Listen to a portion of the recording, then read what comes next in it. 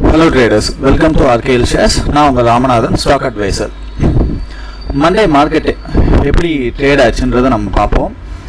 First of all ஒரு gap up market open ஆச்சு. Then அதுக்கப்புறம் ஒரு சின்ன நேரோ ரேஞ்சுக்குள்ளே மார்க்கெட் ட்ரேட் ஆயிடுச்சு. ஸோ அகெயின் இந்த சேனல் நான் நிறைய சொல்லியிருக்கேன். இந்த சேனல் வந்து நேற்று என்ன சொன்னேன்னா, ஒன்று இந்த இது வரைக்கும் நமக்கு வரும், அதாவது லாஸ்ட் ஃப்ரைடே 4th ஆகஸ்ட் அந்த கேப்பை ஃபில் பண்ண அந்த இடம் வரைக்கும் வந்துட்டு மார்க்கெட் திருப்பி ரிவர்ஸ் ஆகலாம், இல்லை அந்த இதுக்கு மேலே இந்த சேனல் வரைக்கும் வரலாம்னு நான் சொல்லியிருந்தேன். ஓகேங்களா? ஸோ அது மாதிரி தான் மார்க்கெட் வந்து ஒரு சேனல் அப்பில் வந்துட்டு ஒரு பெரிய டவுன்மூவும் கிடையாது, பெரிய அப்மூவும் கிடையாது. மார்க்கெட் ஒரு ரேஞ்சில் ட்ரேட் ஆயிடுச்சு. இது வந்து புதன்கிழமை ஒரு எஃப்எம்சி மீட்டிங்கோட நியூஸ் பேஸ்ட் பண்ணுறதுனால மார்க்கெட் ஒரு 2 நாள் நேரோ ரேஞ்சில் இருக்கும். ஓகேங்களா? நீங்கள் இப்போ 15 minutes கேண்டில் எடுத்து பார்த்தீங்கன்னா உங்களுக்கு தெரியும், இந்த இடம் மீட் ஆகுதா, ப்ராபப்ளி இந்த இடம் வரைக்கும் மார்க்கெட் வரதுக்கான சான்ஸ் இருக்கு. தென் நீங்கள் திருப்பி 24,400க்கு மார்க்கெட் வரும். லெவல்ஸ் நோட் பண்ணிக்கோங்க. இந்த இடத்துக்கு மார்க்கெட் வந்தால் சஸ்டெயின் ஆக முடியலன்னா 24,400க்கு மார்க்கெட் வரும். திருப்பி 24,400லேருந்து again it will be testing this level 24,200 or 24,300. இந்த லெவலுக்கு திருப்பி மார்க்கெட் வரும். ஓகேங்களா? ஸோ இப்போ ஷார்ட்டும் போகாதீங்க, ஃப்ரெஷ் லாங்கும் போகாதீங்க. ஓகேங்களா? மார்க்கெட் நேரோ மோட் புதன்கிழமை வரைக்கும் என்ட்ரி எதுவுமே எடுக்காது, ஒரு பெரிய நல்ல விஷயம். ஓகேங்களா? Don't go short, don't go long. So நேற்று சொன்னதுதான் 24,700 is ஒரு ரெசிஸ்டன்ஸ். இந்த 700 ரெசிஸ்டன்ஸ் மேல மார்க்கெட் சஸ்டெயின் ஆக ஆரம்பிச்சிச்சுன்னா புல்லிஷ் மோடு. ஓகேங்களா?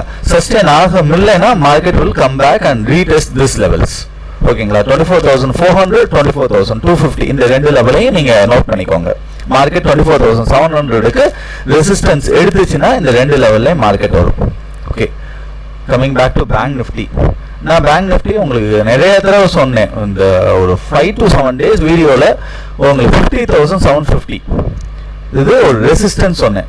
அண்ட் நேற்று வீடியோலையும் இது ஒரு ரேஞ்சிலே தான் பேங்க் நிஃப்டி ஒரு 10 days மூவ் ஆகிட்டு இருக்கு. இங்கே பாருங்க, இந்த ஹை கட் பண்ணியிருக்கும், கீழே வந்திருக்கும், திருப்பி இந்த இடத்துல வந்திருக்கும், திருப்பி கீழே வந்திருக்கு, திருப்பி இங்கே, திருப்பி மார்க்கெட் கீழே தான் வந்திருக்கு. ஸோ மார்க்கெட் ஃபர்ஸ்ட் வந்து 50,750 பிரேக் பண்ணும். பிரேக் பண்ணி சஸ்டெயின் பண்ணும்.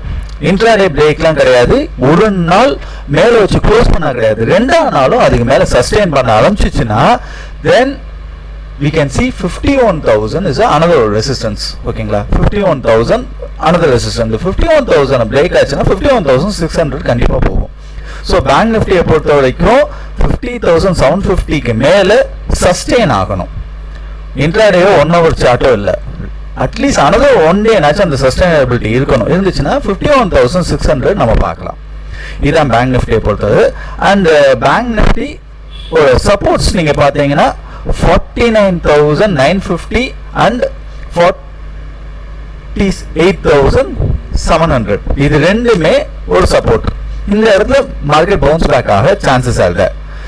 எல்லாமே புதன்கிழமை நியூஸ் பேஸ் பண்ணி மார்க்கெட் ரன் ஆகிட்டு இருக்கனால உங்களுக்கு சின்ன ப்ராஃபிட் வந்தாலும் சஸ்டெயின் பண்ணி வெளியே வந்துடுங்க. தென் we can see it. ஓகேங்களா? Have a safe trading. All the best. Thanks.